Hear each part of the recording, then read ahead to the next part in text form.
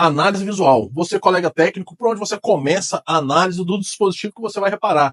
Onde que tem um norte, David? Onde que eu vou começar? Onde que eu começo? Como você faz o início da reparação? Pessoal, aqui estou trazendo aqui para vocês a velha e boa análise visual. Análise visual, muito importante na nossa área. Tudo aqui, a gente sempre, aqui na minha assistência, a gente sempre entrevista o cliente para a gente ter um norte. Se o aparelho já molhou, se o aparelho já teve peça trocada, se o aparelho já veio de outra assistência, não que se importe tanto assim. De todo jeito, a gente vai, no caso eu aqui vou fazer do zero, a análise do zero, do mais simples até o mais avançado. Mas essa entrevista ajuda aqui, se a gente, o aparelho caiu na piscina, caiu no vaso, o aparelho cai demais. Isso tudo ajuda até o mesmo cliente para a gente conseguir encurtar, ali o prazo de reparo do cliente. Por exemplo, um aparelho que caiu na água. Eu já sei que esse aparelho que caiu na água, seja agromar, piscina, vaso, que seja, é um aparelho que eu tenho que priorizar ele. Então é um aparelho que chegou, tá oxidado, eu já vou abrir ele imediatamente, vou colocar na banheira as peças que a gente coloca na banheira química e a gente já vai separar. Muito importante, análise visual, beleza? Um aparelho que não usei carregador paralelo. Já sei que provavelmente vai ter algum capacitor em curto. Aí um aparelho que eu levei para um lugar trocar a tela, mas aí o pessoal lá, o aparelho não tô ligado e desligou. Por exemplo, eu vou cair aqui atenciosamente no FPC. Aqui, eu coloquei FPC bate, mas aqui, isso aqui é para todo FPC, o FPC da tela, por exemplo. Então, o que eu, David, consigo, o que eu sempre começo?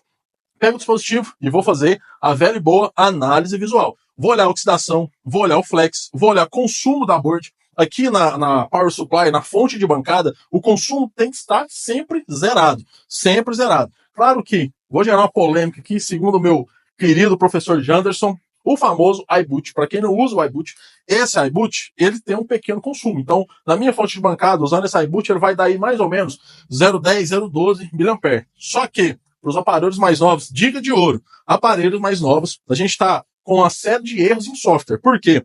Essa iBoot aqui, a energização dele é de 3.8 a 4.2 volts. Nos aparelhos mais novos, iPhone 13, 14, 15, 16 principalmente, a gente já precisa de uma tensão de pelo menos aí 4.5 a 4.7 volts. Então, esse iBoot aqui não vai suportar. E olha que ele tem aqui os pinos, os FPCs que saem dele aqui, que a gente encaixa, que são até para o iPhone 16 Pro Max. E pasme, eu já tive falhas que eu achei que era placa, mas era iBoot. Para resolver, um velho e bom iBoot mecânico de R$40 do AliExpress. Justamente porque ele não limita a tensão. Vou soltar um vídeo posteriormente aí, falando só disso aqui, dica de ouro, aula top ontem do meu professor Janderson, que a gente fez aí, finalizei um iPhone 16 Pro Max com essa dica que eu vou passar para vocês. Se liga, voltando aqui na análise visual.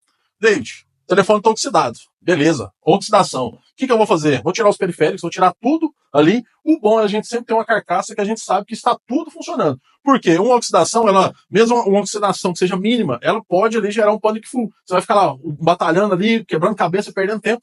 Mas se você colocar numa outra carcaça, por exemplo, você já vai matar uma charada levando em consideração que o aparelho molhou ali por completo. Beleza?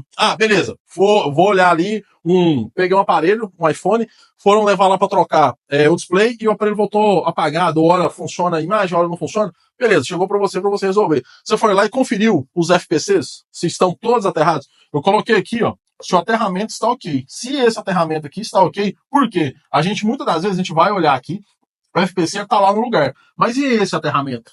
O que eu, David, faço? Vou com a pinça, vou lá um por um, vou conferir. E eu coloquei bem grande aqui, GND, aterramento. O GND, muitas das vezes, a gente acha que ele está soldado e ele pode estar com a solda fria também. Então a gente vai lá, a gente vai conferir todos os GNDs, tudo para ver se o FPC, de fato, ele vai estar ali todo aterrado. Beleza, tá tudo aterrado. Tá. Por exemplo, aqui eu trouxe componentes que sempre falham. Capacitores, resistores e indutores. Beleza. Segundo esquema elétrico, esse capacitor aqui, eu vou medir. Lembrando que eu coloquei aqui testes frios e testes quentes. Teste frio é o quê? Aparelho desenergizado, sem fonte, sem bateria. Beleza? Esse é o teste frio. Teste quente, o aparelho ligado, mesmo que seja travado na fonte ou reiniciando. Mas ele precisa estar botando. Beleza? Teste frio. O que eu vou ver lá? Por exemplo, eu peguei esse FPC aqui, por exemplo, e eu olhei lá no esquema elétrico, eu vi que esse pino aqui, fui lá na escala de diodo, por exemplo, esse pino aqui no esquema elétrico está ligado a um capacitor. Esse capacitor, segundo o esquema, ele é de 0,328 mV. Ele tem que dar na escala de diodo ali. Só que ele está aterrado. Ele está em curto. Beleza, ele está em curto. Olhei a análise visual desse capacitor, ele está trincado, ele está quebrado, ele está oxidado. Aqui eu posso injetar uma tensão nele para eu ver, respeitando aqui, por exemplo, essa malha aqui, que eu usei de exemplo, ela trafega até 25 milivolts. E esse capacitor é um capacitor de 220 picofarad, seguindo o esquema elétrico. Só que eu vi que esse capacitor aqui, por exemplo, ele aqui, onde que ele trafega, por exemplo, ele é 1V8, por exemplo, igual eu coloquei aqui. Se ele é 1V8, eu vou vir aqui com o breu ou com a câmara térmica, vou passar o breu em cima dele aqui e vou injetar 1.5 volts. É uma zona segura. Essa malha trafega 1,8 volts, ela suporta até, esse capacitor suporta até 25 volts. Então, respeitando, muito cuidado. Vou injetar 1,5 volts aqui, nessa malha. Se esse capacitor estiver em curto, o que vai acontecer? Ele vai acender lá para nós, né? O breu, ele vai dissipar o calor ali, ele vai, né, no famoso short killer também a gente consegue estourar ele. Beleza. Matei lá esse capacitor, matei ele, né? Vi que ele estava em curto, tirei ele, fui lá medir de novo, 0.328 milivolts. Fui lá no FPC, medi aqui 0.328 milivolts. Capacitor está. Eu retirei da placa, tirei o curto da placa, vou testar, vou ver se o aparelho vai ligar. Lembrando que eu tenho que colocar esse capacitor de novo, principalmente no setor de radiofrequência. Muitas das vezes, aqui no sistema lógico, a gente deixa sem o que não é indicado, mas na radiofrequência vai fazer diferença. Por exemplo, um resistor. Coloquei um resistor aqui, consigo medir tanto o resistor, tanto o indutor na escala de ohms, em teste frio. O resistor, por exemplo, aqui, lá, segundo o esquema, lembrando que esse resistor, ele tem lá, principalmente perto de NAND, do iPhone 14, por exemplo, ele tem muito resistor que ficam aterrados. Os dois pads deles são GND. Mas o comum, né, aqui a gente vê os resistores em paralelo aqui com a malha. Ou em série também. A gente tem que tomar muito cuidado se esse resistor está em série ou se ele está em paralelo. Por exemplo, eu medi esse resistor aqui. Esse resistor, ele é de 1K. Então, eu vim aqui, escala de ohms, coloquei aqui, ó, vi que ele é 1K. Então, esse resistor aqui tá bom. Beleza. O indutor.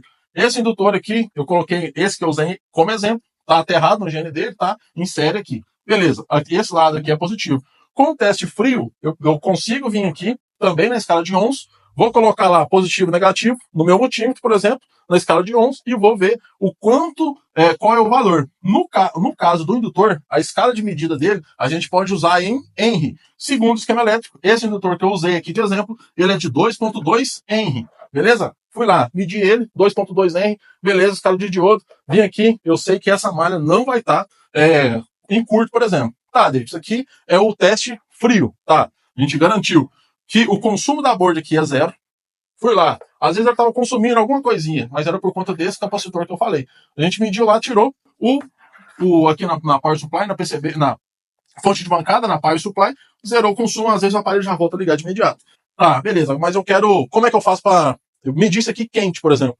Quente, o aparelho botando, o aparelho, mesmo que ele esteja reiniciando, ou na fonte travada, algumas alimentações, dependendo de onde que se aqui tiver ramificado, ele vai te mostrar a tensão. Por exemplo, teste quente, energizei ela lá, coloquei na fonte de bancada, esse capacitor tem que estar 1.8 volts. Esse resistor, por exemplo, ele está aqui numa malha 3V0. Tá, aqui 3V0, e aqui ele tem que estar 3V0. Beleza, esse indutor aqui está aterrado, mas essa malha, por exemplo, passa aqui 3V0 também. Às vezes sai desse resistor, passa 3V0, aqui ele vai sair 3V0, porque ele está aterrado. Então, 3V0. E assim vai. Tá, beleza, David, mas tensão, ok. Como que eu vou saber que se esse indutor aqui, ele está convertendo, ele está fazendo na hora do trabalho dele, ele está tudo certinho. Eu tenho todas as informações aqui segundo o esquema elétrico. Então, o que eu vou fazer? Eu vou usar o nosso DSO, bem aqui.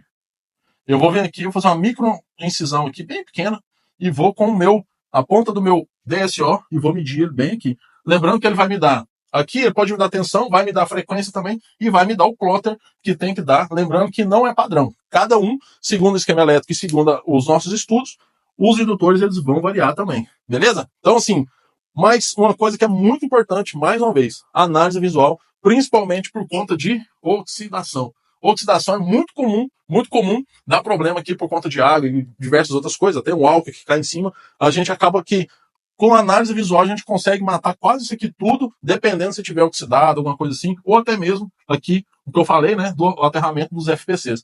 E para você, amigo técnico, você aí, lojista, você aí, cliente final, que tem aí nos seguido, tem curtido nosso conteúdo, tô subindo também esses vídeos todos lá pro YouTube, vou deixar o link na descrição e continue nos apoiando, deixa o seu like, vou abrir caixinha de perguntas também para tentar sanar as dúvidas de vocês aí e sugestões de vídeo também, né, porque eu sempre gosto de trazer todo quanto é tipo de material aí para vocês. Meu muito obrigado e bora produzir!